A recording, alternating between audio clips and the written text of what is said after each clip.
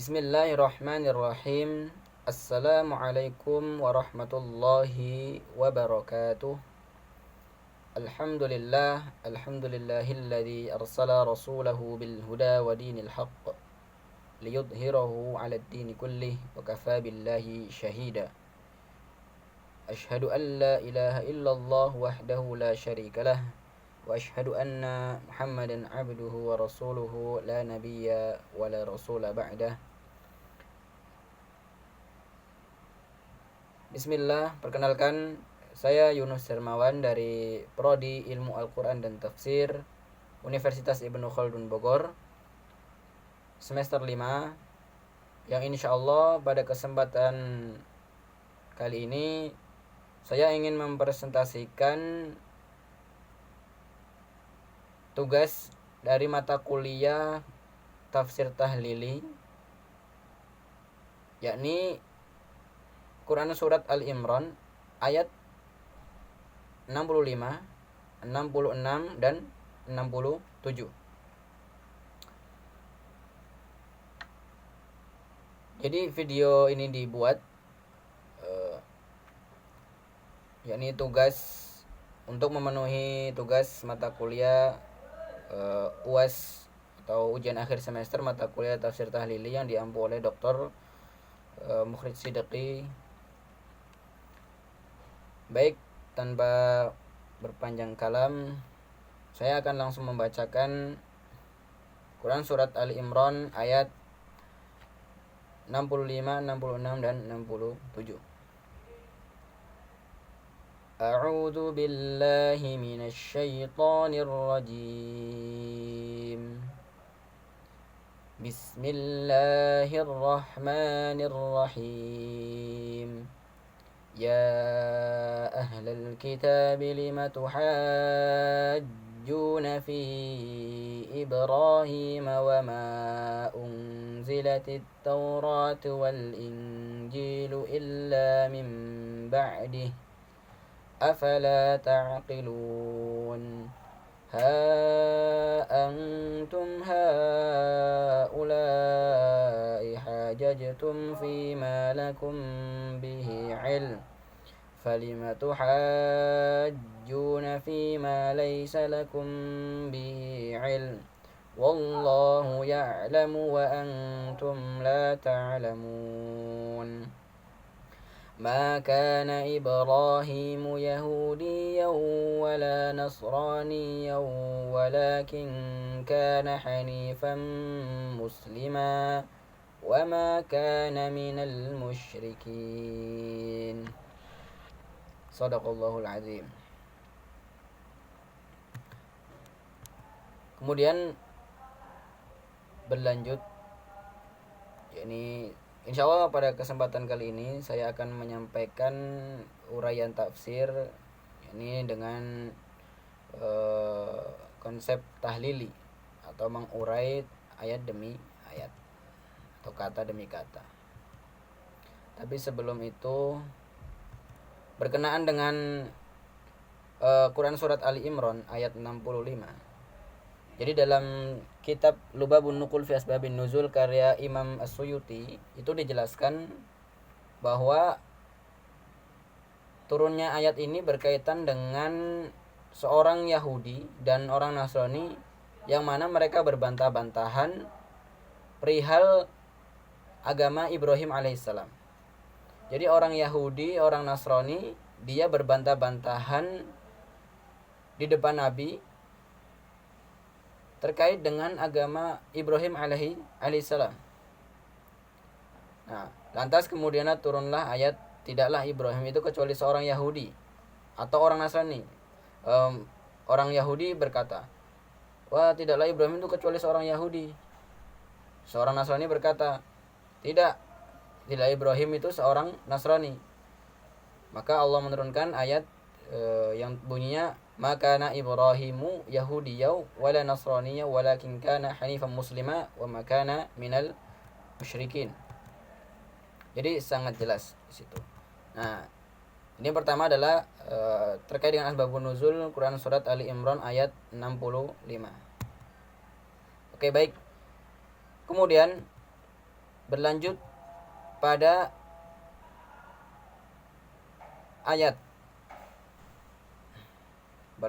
ayat Quran surat Ali Imran ayat 65. Ya ahlal kitab. Di sini Allah menyeru, atau Allah berfirman menyeru kepada orang ahli kitab. Ya ahlal kitab, wahai orang ahli kitab, lima tuhajjuna, kenapa kalian berbantah-bantahan. Jadi ya ahlal kitab. Jadi ya adalah harfun nida, ahlal kitab, ya ahlal kitab. Jadi menyeru kepada, memberikan peringatan kepada ahli kitab. Lima tuhajjuna, kenapa kalian berbantah-bantahan tentang apa? Fi Ibrahim, tentang hal Ibrahim. Wa ma unzilatit Taurah, padahal Taurat dan Injil diturunkan. Wal Injilu illa min ba'di, kecuali setelah dia Ibrahim. Jadi Taurat dan Injil itu tidak diturunkan kecuali setelah Ibrahim diutus. Afala ta'qilun. Jadi maksudnya, hai orang-orang Yahudi, bagaimana kalian mengklaim bahwa Ibrahim sebagai seorang Yahudi, padahal beliau hidup pada zaman sebelum Allah menurunkan Taurat kepada Musa. Dan bagaimana mungkin orang-orang Nasrani mengklaim bahwa Nabi Ibrahim seorang Nasrani, padahal agama Nasrani itu ada setelah masa Ibrahim berlalu. Kemudian dilanjutkan dengan ayatnya, afala ta'qilun, apakah kalian tidak berpikir. Jadi di sini orang-orang Yahudi, Allah ingin mempertegaskan, Allah ingin menegaskan, Allah ingin memberikan informasi bahwa orang-orang Yahudi, orang-orang Nasrani ini dengan kebodohan mereka, dia tidak mengetahui hakikat agama Ibrahim yang sebenarnya. Padahal Ibrahim diutus ketika pada zaman sebelum Allah menurunkan Taurat kepada Musa. Sedangkan orang Nasrani mengklaim bahwa Ibrahim dan Nasrani ada pernyataan yang sangat keliru. Padahal agama Nasrani itu ada setelah setelah masa Ibrahim berlalu. Kemudian ayat selanjutnya, ha antum haula'i hajajtum, begitulah kamu wajar berbantah-bantahan tentang apa? Fima lakum bihi, berbantah-bantahan tentang apa yang kamu ketahui. Ilmun falima tuhajjuna fima laysa lakum bihi ilm. Jadi maksud ayat di sini, Allah ingin menerangkan bahwa ini merupakan pengingkaran terhadap orang-orang yang berbantah-bantahan mengenai suatu hal yang sama sekali tidak mereka ketahui. Maka ini juga bisa menjadi kita kontekstualisasikan ayat ini dengan zaman sekarang. Bagaimana seorang itu berbicara tanpa dilandasi dengan ilmu yang benar. Maka ketika dia berbicara tanpa dilandasi dengan ilmu yang benar, yang terjadi adalah hanya akan menampakkan kebodohan-kebodohan dari diri mereka. Maka perlunya ilmu sebelum berbicara, perlunya pengetahuan yang luas sebelum berbicara di khalayak ramai. Jadi ha antum haula'i hajajtum fima lakum bihi ilm falima tuhajjuna fima laysa lakum bihi ilm. Jadi Allah mewajarkan seorang ketika dia berdebat dengan sesuatu yang dia ketahui. Akan tetapi sangat bodoh ketika seorang itu berdebat tentang sesuatu yang tidak dia ketahui. Nah, itu kan menjadi hal yang sangat memalukan ketika dua orang berdebat, berbantah-bantahan tentang sesuatu yang tidak dia ketahui, tentang sesuatu yang tidak dia punya ilmu di dalamnya. Maka itu sangat memalukan dan sangat bodoh gitu. Kemudian karena itulah Allah mengingkari perbuatan mereka setelah memberitahukan mereka untuk menyerahkan apa yang tidak mereka ketahui kepada Allah. Jadi setelah harusnya ketika mereka tidak tahu tentang sesuatu, maka dia harus menyerahkan apa yang tidak ketahui itu kepada Allah Subhanahu wa taala, mengembalikannya kepada kitab Allah. Wallahu ya'lamu wa antum la ta'lamun. Sesungguhnya Allah Maha mengetahui sedang kamu tidak mengetahui. Jadi manusia ini diberikan pengetahuan yang sangat sedikit sekali oleh Allah Subhanahu wa taala dibandingkan dari ilmu Allah yang sangat luas.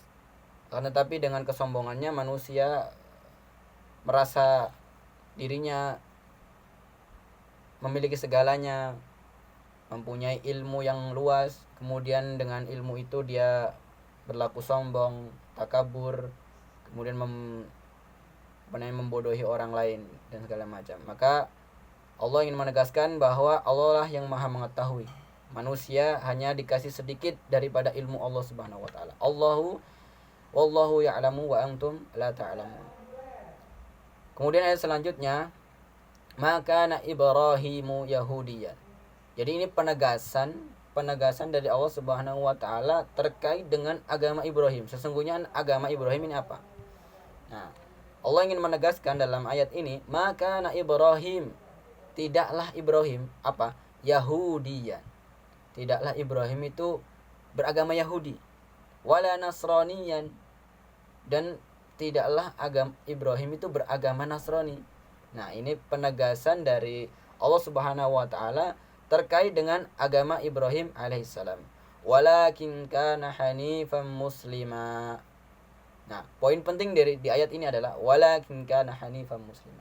Akan tetapi Ibrahim itu adalah orang yang hanif, lagi berserah diri. Jadi dia seorang muslim sejati. Bukan seorang Yahudi, bukan seorang Nasrani, bukan seorang yang syirik juga. Nah, maka penegasan ayat ini menjadi bukti bahwa Ibrahim alaihissalam beliau beragama Islam. Beliau beragama Islam dan tidak beragama Yahudi maupun Nasrani, sebagaimana tuduhan-tuduhan atau prasangka daripada orang-orang Yahudi yang berdebat tadi terkait dengan agama mereka. Wah, tidaklah bukanlah Yahudi itu bukannya Ibrahim itu seorang Yahudi. Seorang Nasrani berkata, "Oh, Ibrahim itu beragama Nasrani." Bukan, akan tetapi Allah menegaskan secara secara gamblang dalam ayatnya, maka na Ibrahimu Yahudiyan. Jadi tidaklah Ibrahim itu seorang Yahudi, bukanlah Ibrahim itu beragama Yahudi, wala Nasraniyan, dan tidak beragama Nasrani, walakin kana hanifan muslima.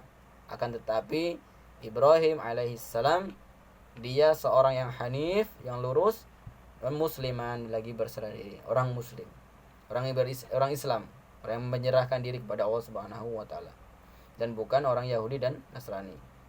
Wa ma kana minal musyrikin, dan sekali-sekali dia termasuk golongan dan sekali-sekali dia bukan termasuk golongan orang musyrik. Jadi sekali lagi Allah ingin menjelaskan bahwa Nabi Ibrahim ini bukan seorang yang menyekutukan Allah, akan tetapi Nabi Ibrahim berada di jalan yang lurus, berada di jalan yang benar, yakni agama Islam. Jadi tidak ada sedikit pun kontaminasi dalam keimanannya, dalam keimanan Nabi Ibrahim. Tidak terkontaminasi dengan kesyirikan dan kekufuran. Jadi musliman, orang yang berserah diri, dan tidak terkontaminasi dengan kesyirikan, dan sekali-kali dia bukan termasuk golongan orang musyrik. Maka perlu dicatat poin penting dalam ayat ini, Allah ingin menegaskan bahwa Nabi Ibrahim bukanlah beragama Yahudi maupun Nasrani, akan tetapi Nabi Ibrahim beragama Islam sejati. Kemudian